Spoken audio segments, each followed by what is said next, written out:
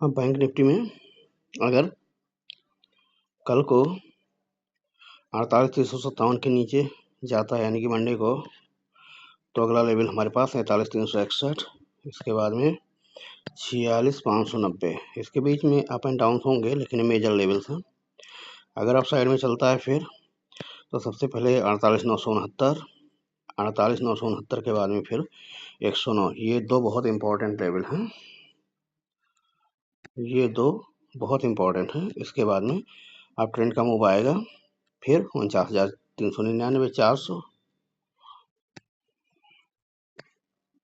और फिर इसके बाद में 49,689।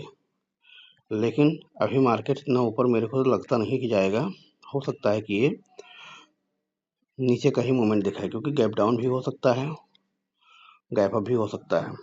सेम स्ट्रेटेजी रहेगी। अगर ये गैप डाउन खुलता है, मान लीजिए कहीं यहाँ पे खुलता है, तो खुलने के बाद में ये फिर हो सकता है कि नीचे की जर्नी दिखाए। नीचे ये मान लीजिए कि यहाँ गैप डाउन खुल गया, तो हो सकता है कि ये गैप डाउन खुलने के बाद में थोड़ा डाउन जाए, सपोर्ट से फिर अप जाए।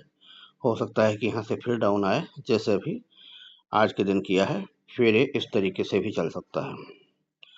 और हो सकता है कि यहाँ से रिट्रेसमेंट लेकर के फिर से ये इसको तोड़ दे, तो इसके लिए हमें सतर्क रहना होगा। ठीक है, अब हम देखते हैं कि अगर ये मेजर गैप अप हो जाता है, मान लीजिए कि यहाँ पे गैप अप हो जाता है, तो क्या करेंगे।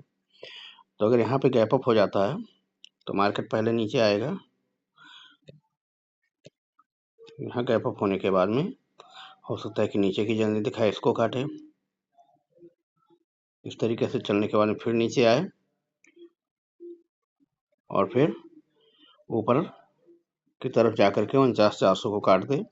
या हो सकता है कि गैप अप खुलने के बाद में मान लीजिए मार्केट यहाँ पे गैप अप खुल गया, तो गैप अप खुलने के बाद यहाँ आए और इस सपोर्ट को लेकर के फिर सीधे अपवर्ड की जर्नी दिखा दे, तो हम उस हिसाब से ट्रेड लेंगे। और अगर मार्केट फ्लैट खुलता है तो क्या करना है। अगर बैंक निफ्टी फ्लैट खुलता है तो कहीं यहाँ कहीं खुल सकता है, इसकी ये मूवमेंट रहेगी, तो या तो अप जाएगा या डाउन जाएगा। तो इसके लिए हमें अपने इन दोनों रेजिस्टेंस और सपोर्ट को माइंड रखना है और इसी के हिसाब से काम करना है। आशा करता हूँ कि आपको वीडियो ये समझ में आया होगा। Thank you.